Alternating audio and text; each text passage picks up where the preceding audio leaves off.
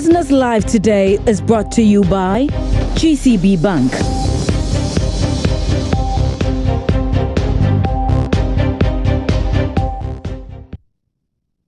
We sincerely apologize for that hold up there. It was due to a technical fault.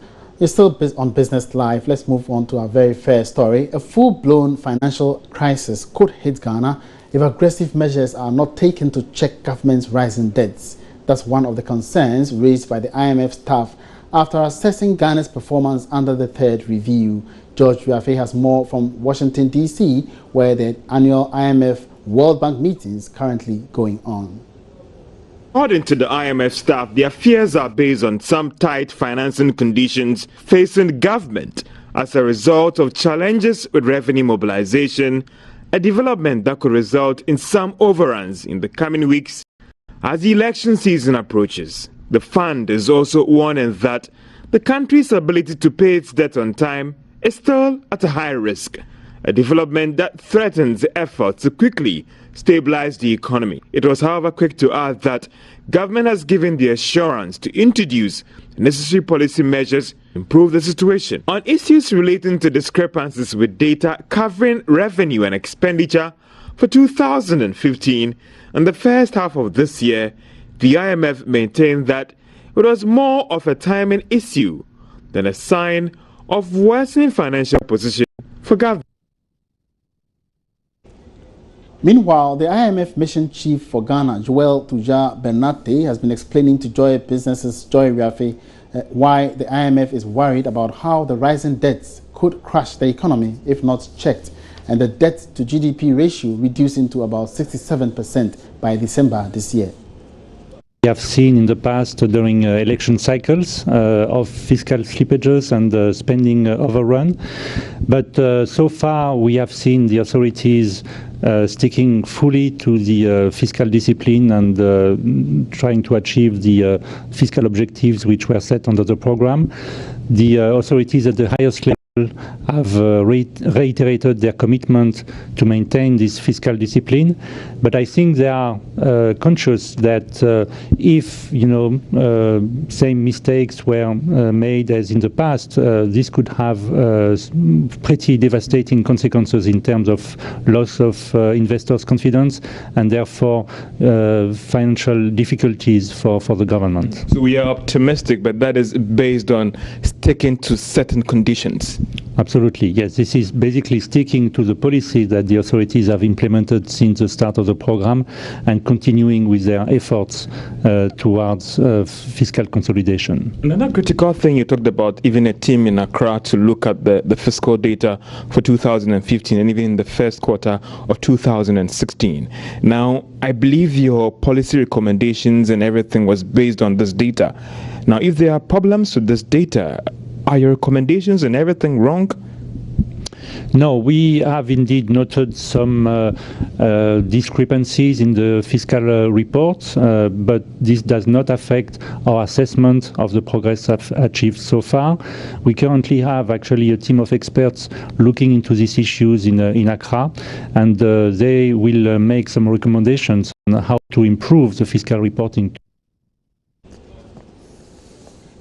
Moving on, it is becoming more and more crucial for stronger partnerships between technology firms and financial institutions. Stakeholders believe this is key for driving the country's agenda towards getting more persons use electronic systems for financial transactions than physical cash.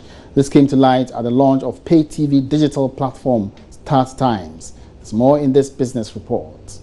With 7 million users in 30 countries across the globe, including several African countries, StarTimes Television offers over 400 international and local channels to subscribers in 3 competitive bouquets. Speaking to Joy Business, Director of StarTimes Ghana, Ernest Kwe Ade, assured the public of quality international content whilst promoting local productions. We are instituting partnerships with local TV stations, and so we're giving roughly about 5 or 6 of them opportunity for them to come on our bouquet, and we believe that that's one of the ways we want to do it, by partnering with the local channels to also come on the StarTimes bouquet.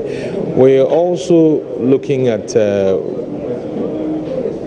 producing a couple of channels ourselves, that would be perfect. So within the immediate and long term, we have plans. In addition to partnering local channels, we also want to produce, we are going to produce some local channels as well. Consumers can pay for the digital service via mobile payment system called SlidePay, developed by IT firm Dream Oval. The CEO of Dream Oval, Derideen Daze, emphasized the need for collaboration between technology companies and financial institutions in driving the use of cashless systems in Ghana. More or less transitioning the way people utilize cash. We more or less adding a more user experience based interface to the way people see cash, and we are giving people access to their cash or their money anytime, anywhere, anyhow. And I believe that is very important, especially when we look at the growth and the evolution of technology.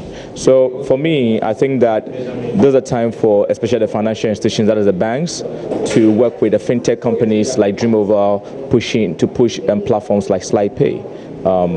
And for me, I believe that a lot of the consumers or customers are going to be happier that way.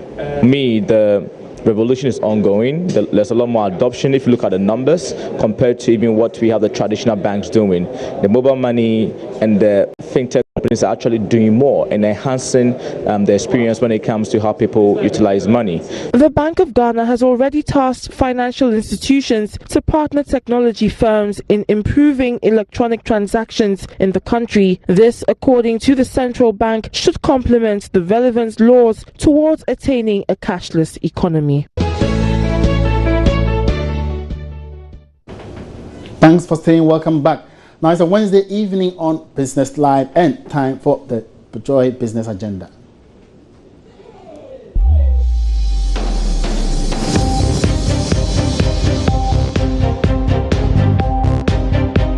The Joy Business Van is brought to you by Busy, making good things happen. So on the Joy Business Van tonight, online trade really catching on here in Ghana. Sales from online stores are witnessing some significant growth in recent years. But one area that is least explored is the sale of books and stationery online. That's what entrepreneur Bright Ado has braved the odds to venture into. He shares his experiences on the Business Van. Purchasing books and stationery has become easier, and I'll show you just how.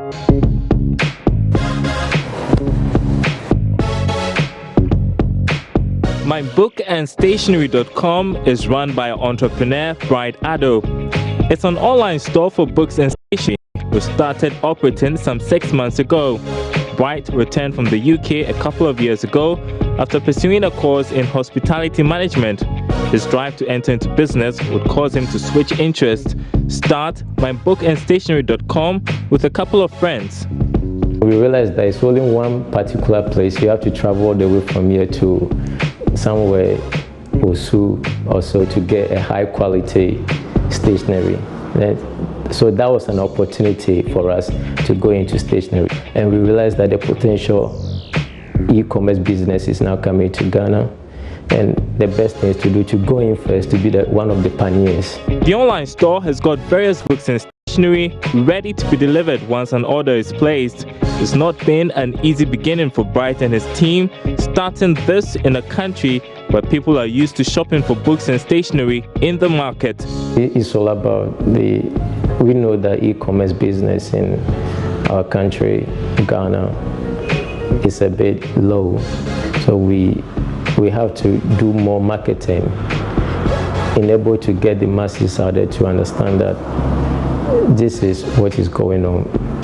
This is what you have to do before you can. They sometimes call us or send an email, where are you located, so that we can come and buy books or stationery from you.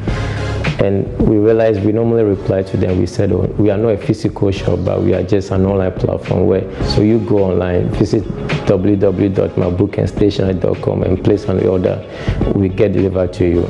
But e-commerce is gradually catching on in the country, and that is a boost enough for Bright. Actually, a day we can have probably because we are just a little bit new. So let's say 10 in a day. But in a week, probably it's up to like 60 a week. Also, it's up to 60 a week. And it really picked up when we've been to Joy FM Back to School exhibition. That's when more customers got to know us and they started visiting our site to make an order, to place an order for books and stationery. The CEO of Total Discount Microfinance Limited, Jacob Achika, is one of Bright's growing customers. He got to know about mybookandstationery.com at the Joy FM Back to School fair. That's where Bright is headed today to make a delivery. Very, very, very convenient. Just sit here and just click and it's delivered to you. And they also have a very secure payment system. That's one thing that we like. So we are able to use our Visa cards online making payments. Bright prides himself in being one of the pioneers of the online store for books and stationery in the country, and he's got great plans for the future. We see by the next 5 years, we want to be the online prime books and stationery in Ghana and also across the sub-region. And we can also make more quality of good stationery and books affordable and accessible to all consumers.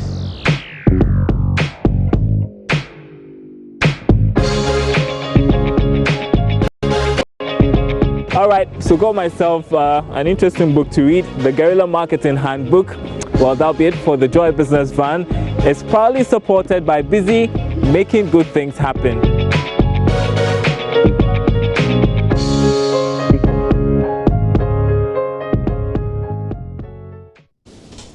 So you get the story of Bright Ado again on the marketplace tomorrow at 1 p.m. It's now time for Busy Bits.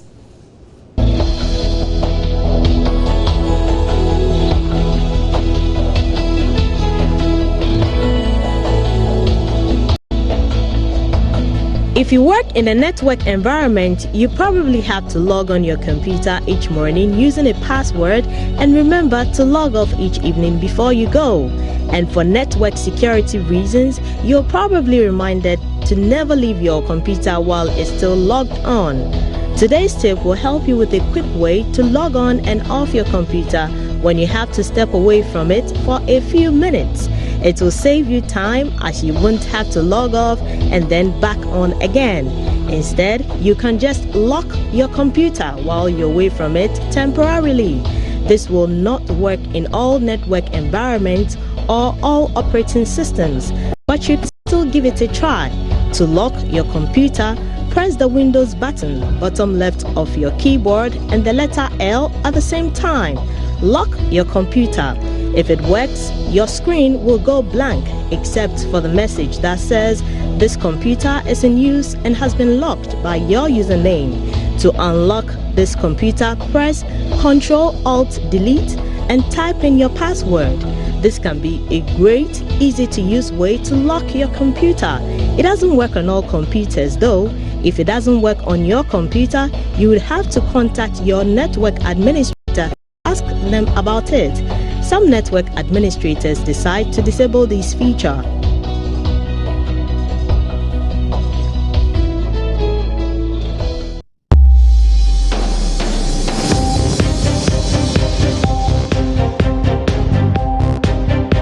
The Joy Business Van was brought to you by Busy, making good things happen. And on our interview of the day today, the Ghana Ports and Harbours Authority has initiated steps to engage shipping lines on the controversial terminal handling charges rather than resorting to sanctions. Many of the shipping lines, according to key business associations in the ports community, are still charging the fees despite the Transport Ministry's order for its withdrawal last month. President Mahama ordered a withdrawal, and the Association of Ghana Industry says this couldn't have come at a better time. The Ghana Ports and Harbours Authority says plans are underway to amicably resolve the issue. Richard Anamu is the Director General of the Ghana Ports and Harbours Authority. An issue that the shipping lines, some of the shipping lines decided to bring up because to them at the international level, freight charges have dropped significantly, and they're trying to they can recover some of the losses from the terminals. That's why they decided to introduce something called terminal handling charges. I think we are taking them on. We as a port authority, we listen to the business community, the importers, exporters. These concerns have been raised. The president has spoken, and we're taking it up with the Ship Owners and Agents Association. But even before the president spoke, the Minister of Transport issued it. Yeah, that's right. Some of them have complied, others haven't, and we're gathering all the necessary data, on all these people who have been. I mean, their excuse is that because this had commenced before what the cargo was already, on the high seas, so we're trying to look at the logic of their arguments.